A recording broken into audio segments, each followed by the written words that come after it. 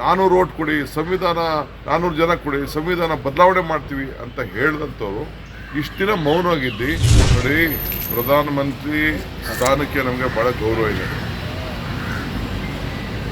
ಈಗ ಯಾಕೆ ಮಾತಾಡ್ತಾ ಇದ್ದಾರೆ?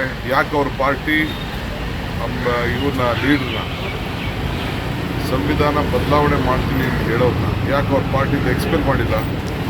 I appeal to the honourable prime minister, if he is so honest to the constitution, let he expel those leaders who spoke about changing the constitution from the party. Then we can understand his loyalty to the constitution. Now, due to the election, honorable prime minister is commenting on that. He should have expelled them who want to change the constitution. We have taken a oath under the name of the constitution. ನಾವು ಸಂವಿಧಾನದ ಹೆಸರಿನಲ್ಲಿ ನಾವು vote ತೆಗೆದುಕೊಂಡಿದ್ದೇವೆ, election ನಿಲ್ಲಬೇಕಾದ್ರೆ ತಗೊಂಡ್ಕೊಂಡಿದ್ದೇವೆ, ಅಧಿಕಾರ ತೆಗೆದುಕೊಳ್ಬೇಕಾದ್ರೆ ನಾವು ತೆಗೆದುಕೊಂಡೋಗಿದ್ದೇವೆ.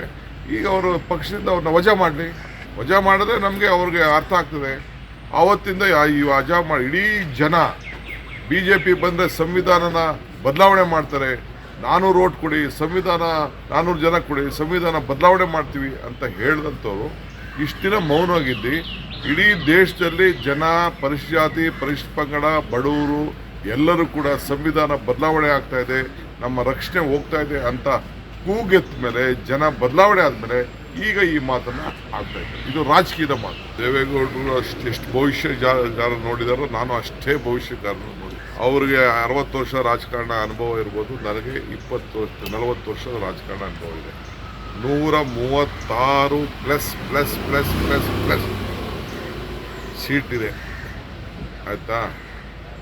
ಅವ್ರು first ಅವ್ರ party ಇರ್ತದಾ ಇಲ್ಲ ಅದು ಸ್ಪಷ್ಟ ಹೇಳಲಿ.